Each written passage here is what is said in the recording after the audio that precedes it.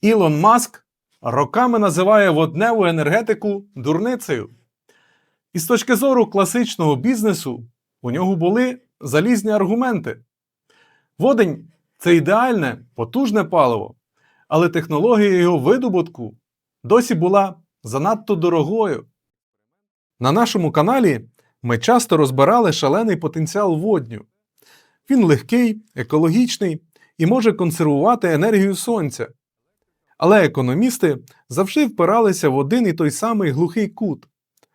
На класичний електроліз води витрачається стільки чистої електрики, що підсумкова ціна зеленого водню злітає до небес. Проте критики водню не врахували одного – гнучкості фундаментальної хімії. Прямо зараз американський стартап Peregrine Hydrogen знайшов спосіб знизити вартість чистого водню одразу на 50%, змусивши індустрію працювати за новими правилами. Вони не вигадали новий вічний двигун і не порушили закони фізики. Вони просто обвели навколо пальця стару інженерну логіку, перетворивши головний недолік електролізу на джерело шалених прибутків.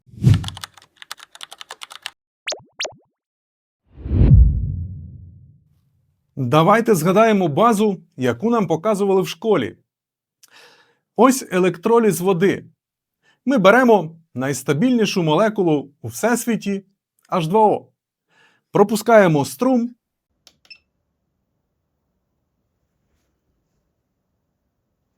Вода розпадається. З одного боку виділяється водень, паливо майбутнього, з іншого – кисень. Здавалося б, ідеально. Світ врятовано від глобального потепління. Але чому ми тоді досі їздимо на бензині? Тому що чиста вода – це хімічний егоїст. Щоб розірвати зв'язок між водним та киснем, потрібно спалити колосальну кількість електрики. ККД цього процесу рідко перевищує 60-70%. Тобто, ви витрачаєте 100 кВт-годин енергії з розетки, щоб отримати водень, який при спалюванні дасть вам у найкращому випадку 65 кВт-годин. Це має вигляд економічного самогубства.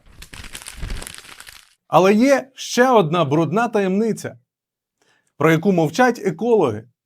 При класичному електролізі на кожен кілограм корисного водню ви отримуєте 8 кг чистого кисню. І знаєте, що з ним роблять промислові гіганти?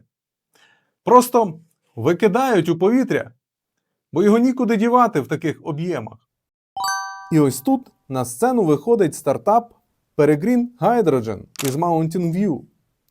У червні 2026 року вони виграли престижну світову премію IFA Global Fertilizer Innovation Prize. Чому? Бо вони заявили, ми створили електролізер, який споживає на 50% менше енергії, ніж класичний, і видає водень за ціною звичайного брудного газу. Як це їм вдалося? Вони згадали перше правило хіміка. Енергія не береться ні звідки, але термодинаміку можна перехитрити за допомогою правильних реагентів. Давайте подивимось на класичний анод. Там відбувається реакція виділення кисню. У хімії цей процес вважається дуже лінивим і важким. Він вимагає шаленої перенапруги. Хіміки з Peregrine сказали, а навіщо нам взагалі цей кисень?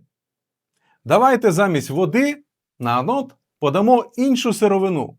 Вони створили так званий дуальний електроліз – co-production. На катоді вони, як і раніше, отримують чистісінький водень. А от на аноді, замість важкої реакції виділення кисню, вони запускають реакцію окиснення сірчистого газу або інших супутніх хімікатів. Давайте я покажу вам, як цей процес виглядає на молекулярному рівні. Зараз у чашці Петрі йде класичний електроліз. Дивіться на колір біля електродів. Біля катода розчин стає жовтим. Там накопичуються лужні гідроксид-іони і виділяється водень. А біля анода розчин залишається синім. Там утворюється кислота та виділяється кисень. Електричний лічильник прямо зараз фіксує велике споживання, бо аноду важко вичавлювати кисень з води. А тепер ми робимо те, що вигадали інженери із Peregrine Hydrogen. Ми змінюємо сировину для анода. Я додаю у розчин сульфід-іони, які імітують подачу сірчистого газу. Дивіться на реакцію.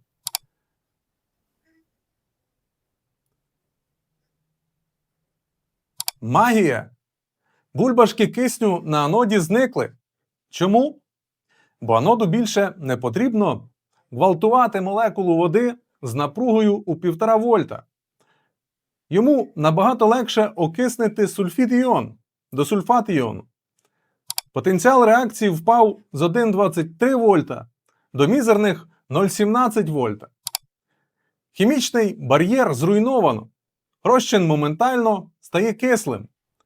Це утворюється та сама сірчана кислота, яка потрібна для промисловості. У моїй чашці Петрі ці речовини з часом змішаються. Але в реальному промисловому реакторі Peregrine посередині стоїть надтонка протонно-обмінна мембрана. Вона працює як стіна. Водень залишається з одного боку, а сірчана кислота з іншого. Вони ніколи не зустрічаються, що робить процес на 100% безпечним та чистим. І найкрутіше те, що замість сірки на анод можна подавати інші відходи промисловості. Наприклад, токсичний сірководень з нафтопереробних заводів або гліцерин, який тонами викидають при виробництві біодизелю. Ви берете брудний відхід, який заважає планеті, використовуєте його як паливо для полегшення електролізу і отримуєте чистий водень та дорогі хімікати. Зазвичай екологічні стартапи помирають, бо вони просять у держав дотації. Ми чисті, платіть нам більше. Peregrine пішли іншим шляхом. Вони створили технологію, яка вигідна без жодних субсидій. Вони вже підписали стратегічний контракт з OCP Group, світовим лідером у виробництві фосфатних добрив. Гіганти індустрії купують цю технологію не тому, що вони дбають про декарбонізацію, а тому, що це тупо дешевше. А тепер подумайте, куди це йде далі? Якщо водень стає дешевим, автоматично падає вартість аміаку. Аміак – це не просто добриво, це найкраще рідке паливо майбутнього для гігантських морських суден та танкерів. Але Peregrine на цьому не зупиняються. Наприкінці минулого року вони підписали угоду з компанією TAS Metals в Австралії. Вони збираються інтегрувати свої електролізери в заводи з переробки нікелю для акумуляторів електромобілів. Який головний висновок ми можемо зробити? Десятиліттями нам повторювали, що воднева революція неможлива, бо фізику не обдуриш. І ККД електролізу завжди буде впиратися у термодинамічну стелю. Але виявилось, що проблему треба було вирішувати не більшою кількістю сонячних панелей, а елегантною зміною хімічного ланцюжка. Електроліз, навпаки, доводить. Майбутнє енергетики лежить не в спробах зламати закони природи, а в нашому вмінні комбінувати процеси так, щоб відходи одного ставали паливом для іншого. Напишіть у коментарях, як думаєте, чи вб'є такий дешевий водень епоху літієвих акумуляторів? Чи все-таки вони будуть розвиватися паралельно? Ставте лайк, якщо хочете бачити більше глибокого хімічного розбору крутих стартапів. Тож до зустрічі у наступних відео!